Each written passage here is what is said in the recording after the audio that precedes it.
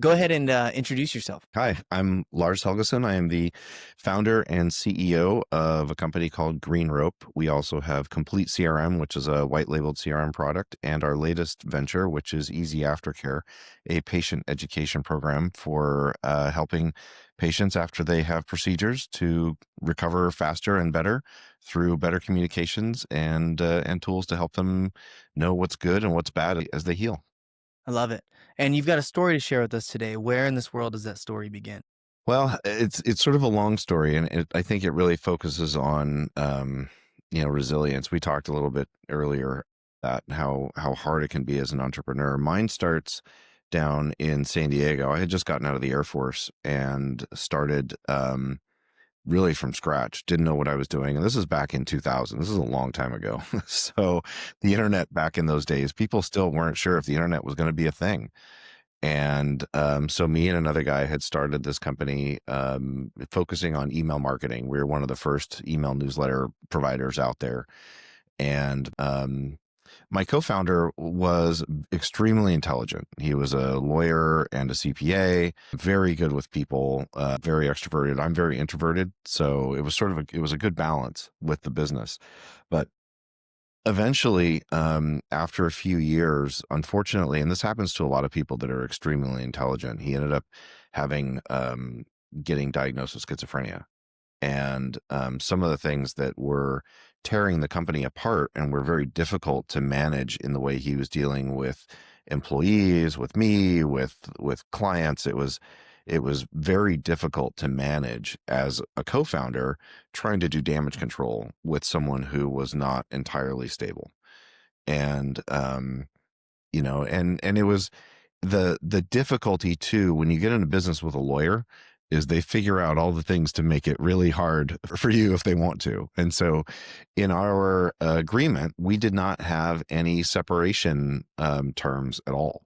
And so as 50-50 founders, when one person decides that they don't really want to work or they don't, and in combination, in this particular case, there was that, and the work that he did do was so toxic.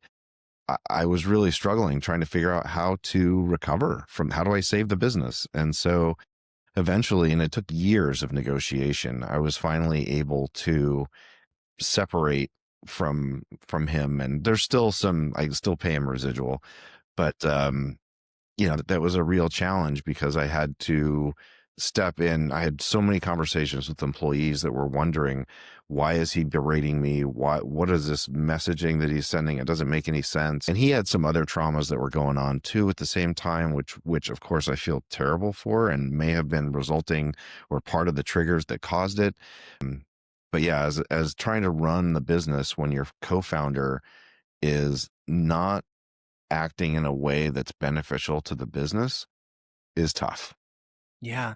Was there ever a point where you were like, all right, look, you've got schizophrenia, but we're going to find a seat for you in this business. We're going to try to channel this schizophrenia into something productive. Did you ever have that type of thought about it? Or was it just like, man, we got to get away. We got to separate ways as quick as possible? Yeah, it really was about separation. And back in those days, I wasn't really aware of what was going on in that case. It wasn't until later that I realized he was undiagnosed.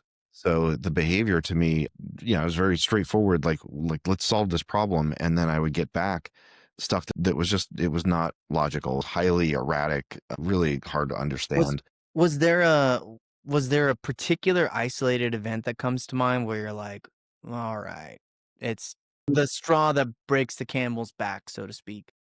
Um, at the time, it was just a lot of repeated emails and phone calls that didn't make sense. A lot of really long things that happened, long messages that were like Unabomber kind of manifesto kind of things. And not exactly like that, but when people have schizophrenia, their minds run off in strange directions, and it's very hard to understand what they're doing, but they get very focused. And because he was so extraordinarily intelligent, he would make very specific and detailed arguments about stuff that wouldn't make sense.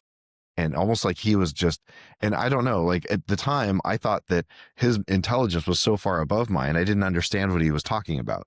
But the reality, I think, was that he was just sort of in a different plane of existence. So Was there ever a point where he was like, man, I'm sick. Something's wrong.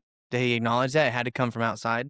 No, it unfortunately it had to come from outside. So, and I hope that he's doing well now. Oh, yeah, man. Good It's vibes his direction all day. yeah, yeah. It was very difficult because I genuinely I like the guy.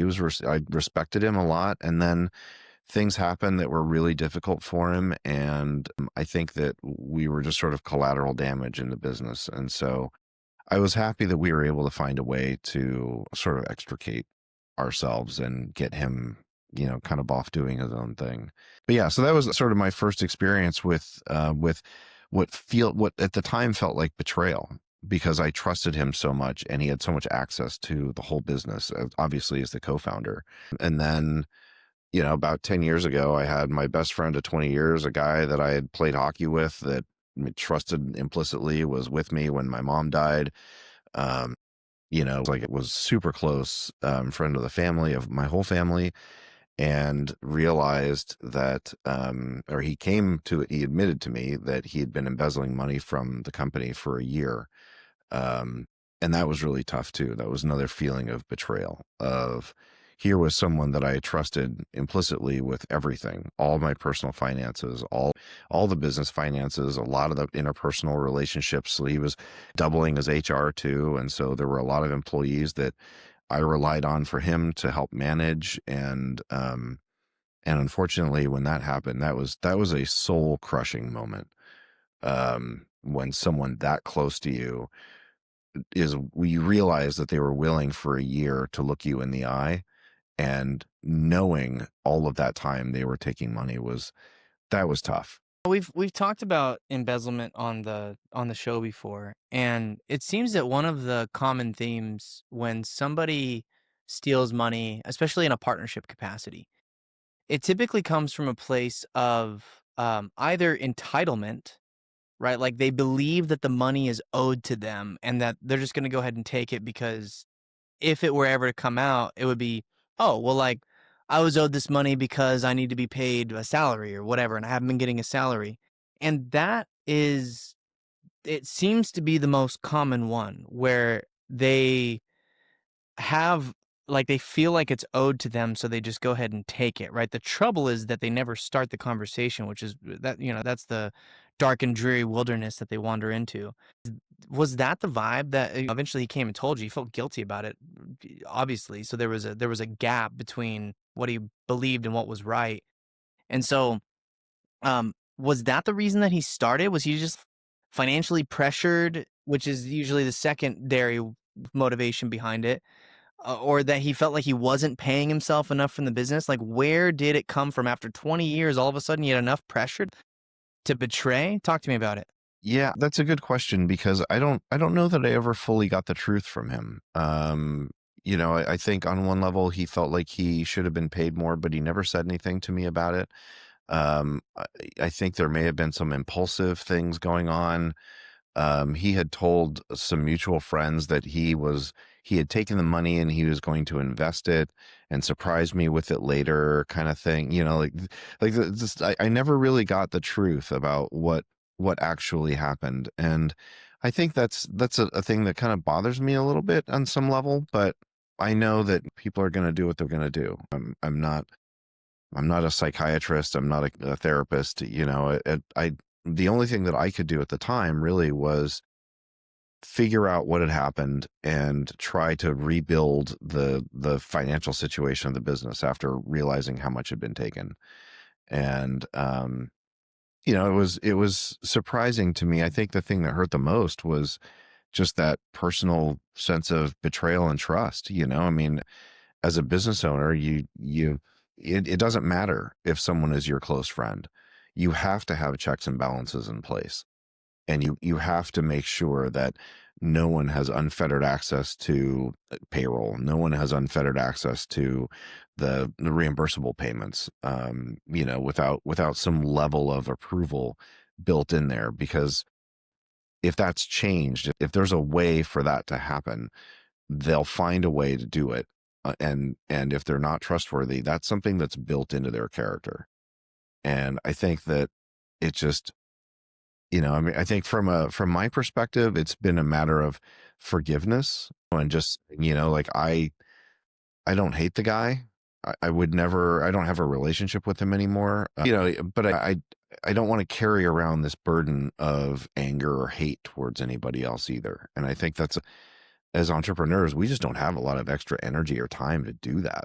We have to focus on what we got to do every day. And whether that's managing employees or business development or managing developers or, whatever it is that we got to do, I think if I was holding on to that, the pain or the betrayal of the last two situations, and there's been more, but I think that would prevent me from being able to focus on the business. When my mission, especially with Easy Aftercare, is about helping patients and helping people. And if I'm distracted with anger or hate or resentment towards somebody else, that is going to cause the business to suffer, which the business is all about making people healthier. And if my resentment prevents other people from being healthy, that's not how I want to, that's not my priority in life. That's not what I want to do with my life. And so the focus really has to be on the mission. I lost you for a second. I lost you for like 15 seconds. That was weird. You there? Yeah. Yeah, I'm here. You Okay, it's froze. good record so far. Yeah, we're still live, so it's all right. Okay. So I had a situation. I've talked about it on the show before, but I wasn't paid the commission that I was owed after exiting one of the companies that I was at. And I was not in a good place at that time either. So I was real angry. I was real impulsive. And I remember feeling so much hate and so much betrayal off of not getting paid this penance. To be fair, right? It was not a significant amount of money. I'm sure we're talking tens of thousands or hundreds of thousands in the embezzlement scenario. But the advice that I got from my mentor was I called him on the phone. I remember I was sitting outside of the like I was in my hallway just on the phone watching my kid or something. And he said, "You just need to become an alchemist and transmute all of the negative energy that you have into positive kinetic energy to go and make 10 times as much money doing something with all of that negative energy. You need to completely forgive him right now and move on and transmute that energy into something productive." So my question for you, it sounds like you had some similar advice. I'm curious, how'd you know to forgive is number one, because that takes some deep self-knowledge, and it also typically takes a very strong spiritual foundation to at least have the tools to do that. And then second, how did you transmute that negative energy into something positive, and what was the result? Yeah, I mean, that is a really good question. It's funny you say that. I was literally just talking about a friend of mine who had that exact same thing happen a few weeks ago. And yeah, it's common. And I don't understand it. I mean, just because someone doesn't work for you anymore doesn't mean you don't owe them the commission from your contract. That's just, I don't know. To me, that's low. That's not good business. But Could unpack it. It's probably more entitlement. I don't know. yeah, yeah, it's a strange thing. Maybe it's greed. Who knows? But from recovering from all of that and trying to turn that into something positive, I really, I think the best way to approach that is to look holistically at what you're actually like, what's your mission? What are you trying to do with your life? And at the time, I had 20 employees, and this one person had made a very selfish and destructive choice. And, we had hundreds of customers and 20 employees. They were my priority. I very much, and it sounds cliche, but I really see my employees and my business as my family. And I don't have kids or a family of my own. I got a couple dogs, but I treat them like that until they decide that they're not part of the family. And then they can't be a part of the family anymore. And when they make a choice to be destructive like that, they've made the choice to leave the family way before the day he decided that he was going to take money from the company was the day that he left the family. I just didn't know it yet. So when that happened, um, it galvanized how the loyalty I felt towards the employees that were with me that were part of the team.